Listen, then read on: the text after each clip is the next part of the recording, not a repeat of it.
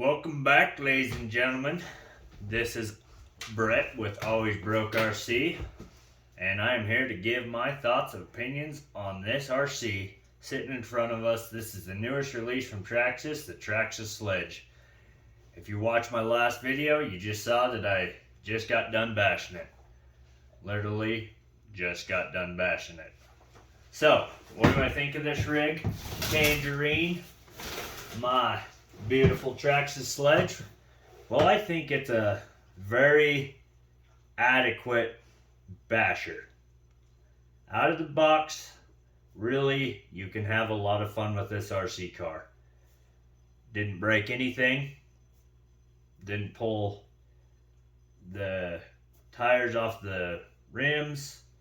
Had a few crashes, and overall did a few full throttle sends. I was flat landing them, no issues. So, show you kind of my body here. So obviously, when you flat land, this all gets smashed, okay? And yes, there's already body damage done to my body. So this here has been broke and torn. So I'm going to go ahead and cut that out. There's been several reviewers to recommend cutting out anyway, because this ends up getting pushed over that bumper and just tears. So first thing I got to do to this body is we're going to cut this out. Overall, this skid plate here helps a little. As you can tell, it's a little scratched up. And this is once again just from kind of like that flat landing and sliding on it and stuff like that. Yeah, overall this is the inside of the body. No real internal damage. No damage on the rear here. Everything there is all good. Let's set this aside. Now, let's talk about this battery tray and compartment. So, it is Traxxas made, huge Traxxas stuff in it. Okay, I get it. Okay. 4S's don't fit in there well. So, you can see here I broke the casing. This was literally pretty much a new 4S battery, and the protective covering right here has been broke because it does not fit well in that battery tray. It is just a little tight. You can only run it one way. It's skinnier on this end here than it is this end closest to the servo. So if you run a 4S battery, my recommendation is you run it, the plug coming this way, you have to run it by the servo, which sucks because then you take a chance of catching your wire. Pro tip, in my opinion, I always wrap all my batteries in electrical tape right here, so these wires don't get cut and torn or anything can happen to them. I wrap them all the way up to the top here and all the way into the battery if possible.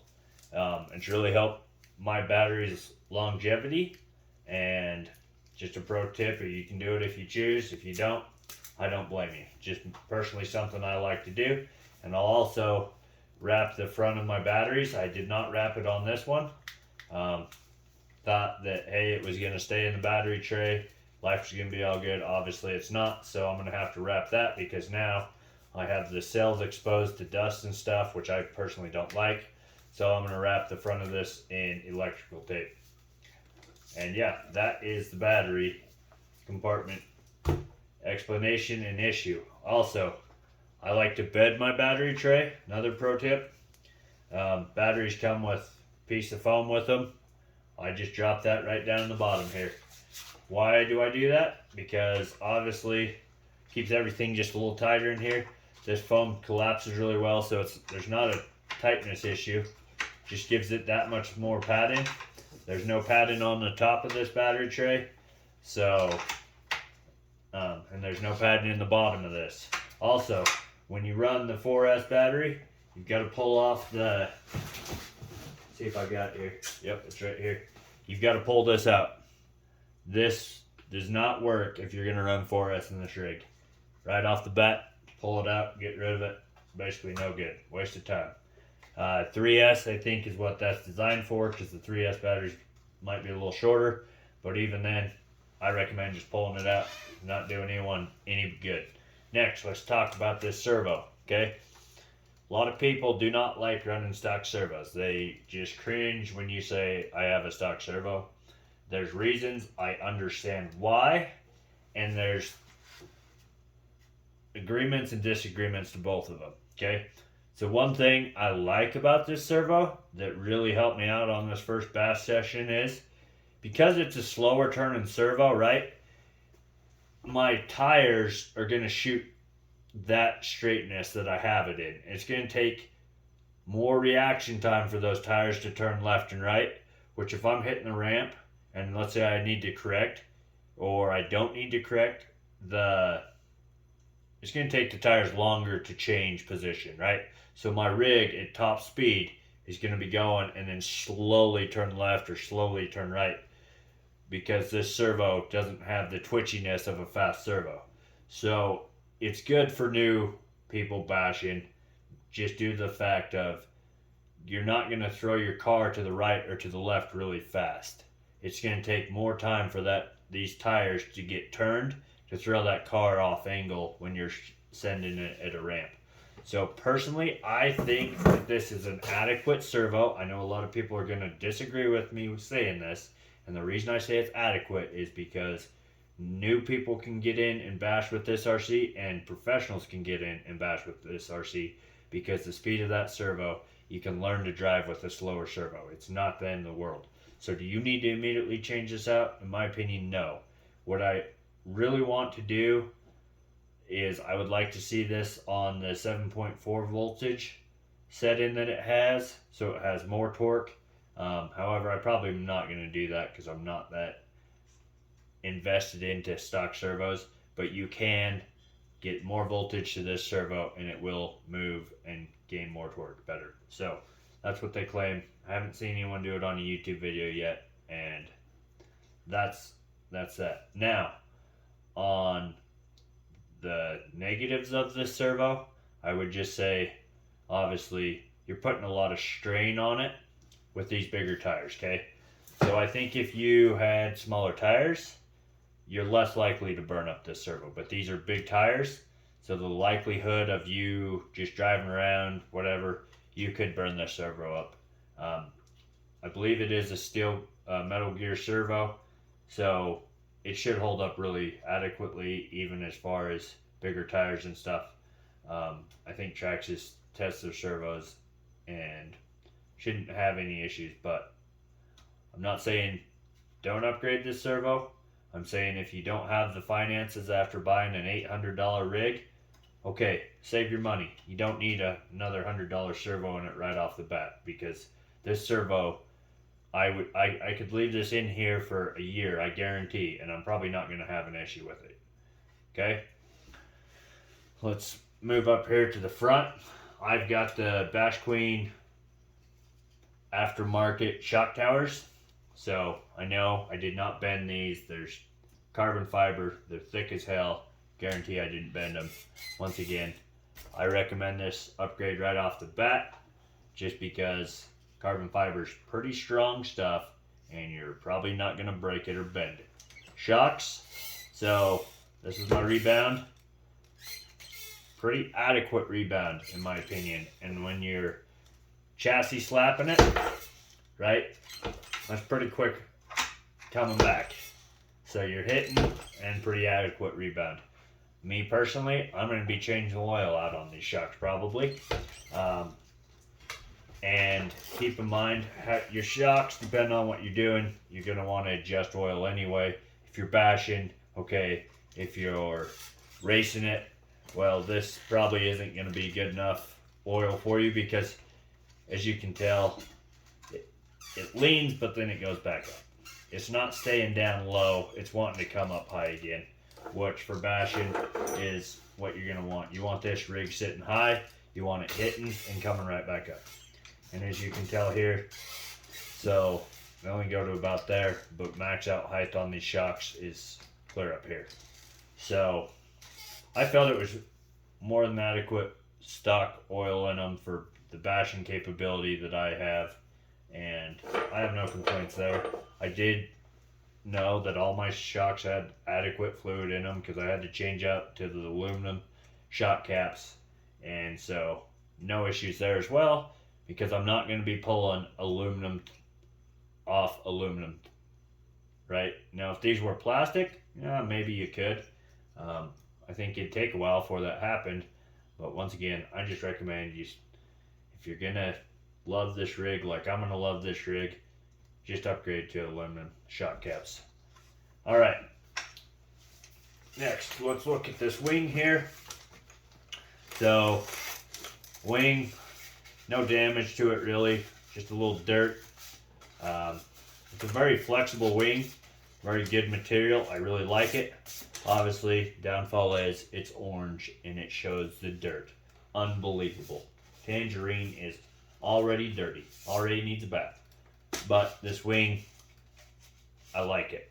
Like I said, good airflow, good overall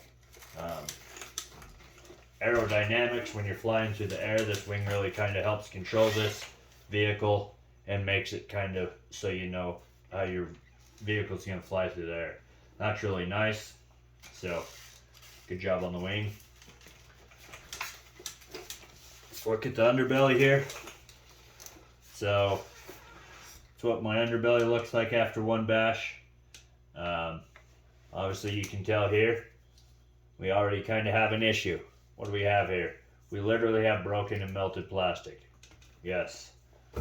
So, I'm going to have to say this sucks, because now I'm going to have to get all the dirt out of these screws and everything, and I'm probably going to immediately need to order more of these replacement pieces on this, because I have pretty much drugged that flat.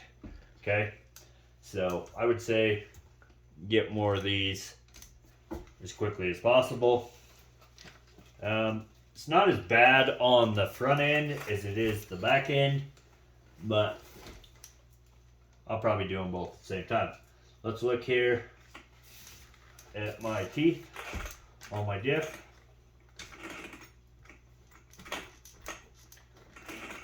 Not seeing any issues there on, sorry if you guys can't see, not seeing any issues on teeth.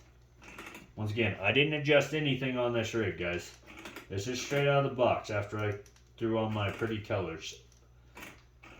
Okay, I didn't adjust any bolts, any screws, no nothing. So, haven't chipped any teeth. So, if people say that you're going to be chipping teeth and this, that, and other, on 4S, no. 6S, possibly. A-arms held up well. No breaks or anything there. So, that's a good thing.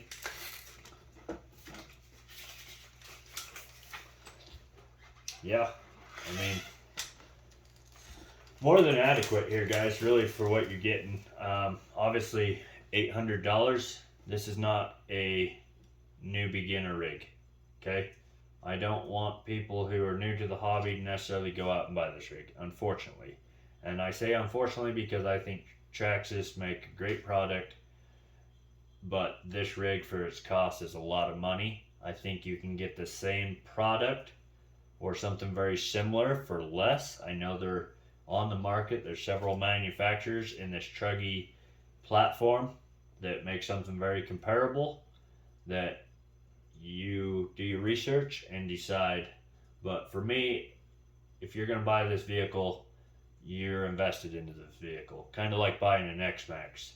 This is literally the same thing. So obviously the X-Max is about $900, give or take some, if you're buying used or new. This is right at $800, and that's if you don't do pretty shiny upgrades. Okay, so just realize this is something you commit yourself to. This is not a just buy and sell rig, in my opinion. So overall, guys, like I said, on 4S, I am definitely satisfied. Yet to be determined what 6S is like. Yet to be determined what the future is going to hold for this rig. as far as upgrades and how I'll love it or hate it at that point in time. But as of right now, for a stock rig, I would buy this rig again. There are a few shortcomings as far as what Traxxas did not offer, like sway bars. That's a little unfortunate for that price, but I did fine without them. I mean, once again, you can bash with sway bars and you can bash without them. Everyone has their own cup of tea on what they think is a must-have or adequate for a rig, and I'll say you can bash just fine with this rig without sway bars. And yeah, that's my take on the Traxxas Sledge. Let me know what you think about the Traxxas Sledge, the price tag, the overall design of it, all that.